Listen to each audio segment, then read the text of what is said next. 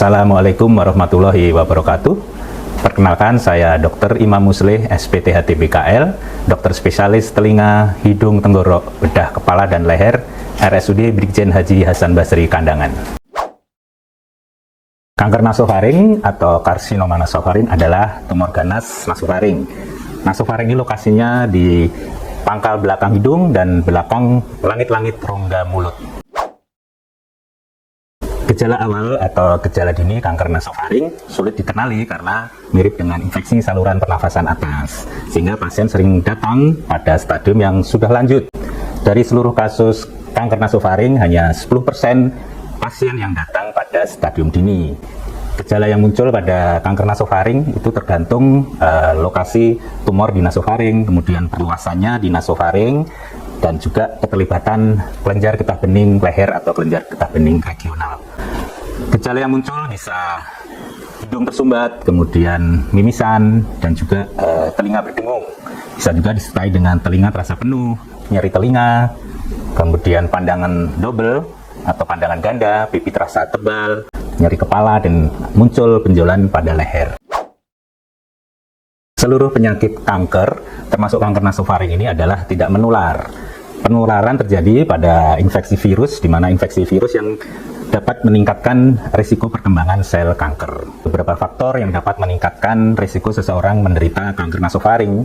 Beberapa di antaranya adalah faktor genetik, kemudian ras, terlalu sering mengkonsumsi makanan yang sudah melalui proses pengasinan, dan juga paparan virus Epstein-Barr atau Epstein-Barr virus. Mengkonsumsi ikan asin lebih dari 3 kali dalam 1 bulan dapat meningkatkan resiko kanker nasofaring sebesar 1,65.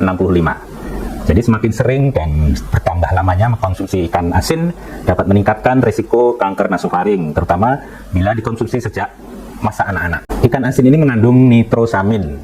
Nitrosamin adalah zat karsinogenik, yaitu zat yang dapat memicu pertumbuhan sel kanker. Mayoritas penyakit kanker memang secara genetik diturunkan. Jadi jika ada riwayat kanker nasofaring dalam keluarga, risiko individu terkena kanker nasofaring ini lebih tinggi.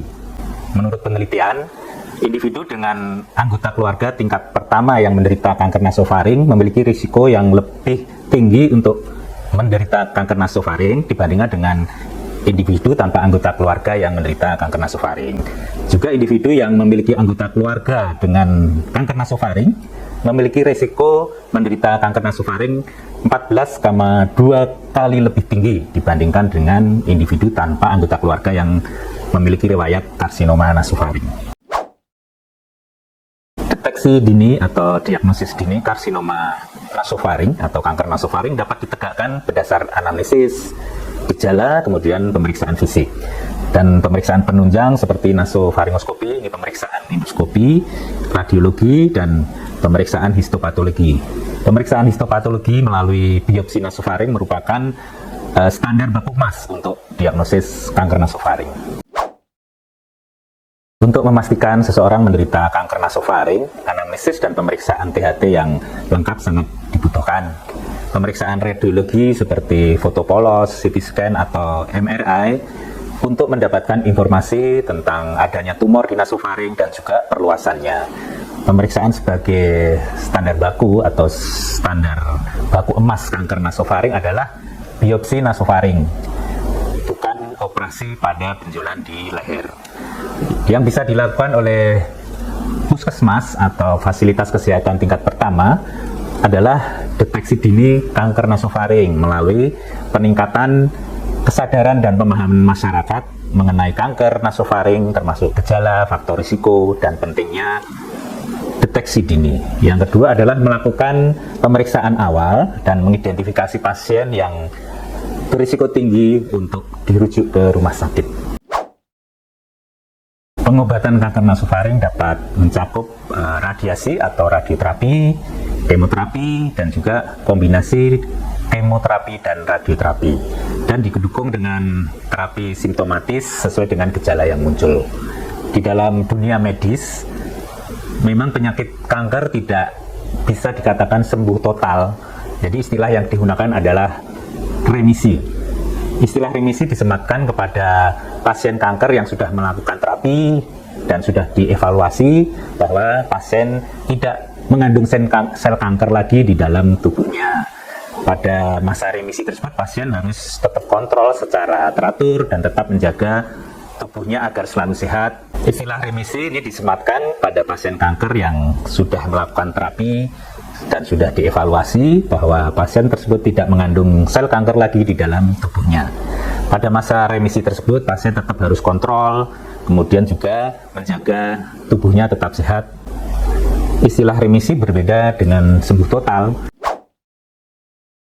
Kanker beda dengan penyakit infeksi seperti demam tifoid yang bisa dikatakan sembuh total. Penggunaan istilah remisi secara psikologis seperti mengingatkan kepada pasien tersebut untuk dirinya harus kontrol secara teratur dan tetap menjaga gaya hidup yang sehat.